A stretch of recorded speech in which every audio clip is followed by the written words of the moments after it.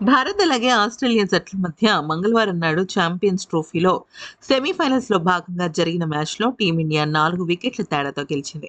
అయితే ఆసీస్ జట్టును ఓడించి భారత్ సెమీఫైనల్ నుంచి ఫైనల్‌కు వెళ్ళింది అంటే credit goes to Virat Kohli అని చెప్పడంలో ఎటువంటి సందేహం లేదు. ఎందుకంటే 84 పరుగుల అసాధారణ బ్యాటింగ్‌తో టీమిండియా విజయంలో కీలక పాత్ర పోషించారు. అయితే 84 పరుగులు చేసినప్పటికీ దానిలో కేవలం 5 ఫోర్‌లు మాత్రమే ఉండడం అత్యంత విశేషం. 36 ఏళ్ల వయసులో క్విక్ సింగిల్స్, క్విక్ డబుల్స్ తీసి అసలు ఒక రన్ మెషిన్ అనే ఒక పదానికి నిలువెత్తు నిదర్శనంగా మారిపోయాడు.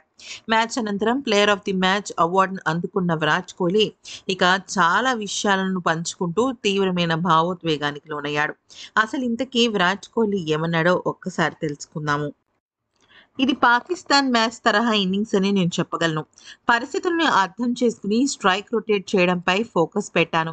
ఎందుకంటే ఈ తరహా పిచ్చుల పైన భాగస్వామ్యాలు నెలకొల్పడం చాలా ముఖ్యం. పరిస్థితులకు తగ్గట్లే నేను ఆడాను. ఎలాంటి ఆత్రుత కనబరచకుండా ప్రశాంతంగా బ్యాటింగ్ చేశాను. ఈ ఇన్నింగ్స్‌లో నేను తీసిన సింగిల్స్ నాకు చాలా సంతోషాన్ని ఇచ్చాయి. ఈ గేమ్ మొత్తం ఒత్తిడికి సంబంధించింది. మ్యాచ్‌ను మరింత డీప్‌గా తీసుకువెళ్ళే ప్రత్యర్థి ఒత్తిడికి గురై విజయ అవకాశాలను మాకు వరిస్తాయన్న విషయాన్ని నేను గుర్తుపెట్టుకున్నాను. కాబట్టి మనల్ని మనం నియంత్రించుకోవడం చాలా ముఖ్యం. నేను ఖచ్చితంగా షాట్లు కొట్టి 6లో 4లో లేపొచ్చు. కాకపోతే అక్కడ పరిస్థితులు మనకు అనుకూలంగా లేవు అన్నప్పుడు మనం క్రీజ్‌లో ఉండి మ్యాచ్ విజయం వైపు తీసుకెళ్లటం చాలా ముఖ్యం. అయితే చేయాల్సిన పరుగులు సగటు 6 ఉన్నా నేను భయపడేవాడిని కాదు. ఇది నా అత్యుత్తమ ప్రదర్శన అని నేను చెప్పలేను.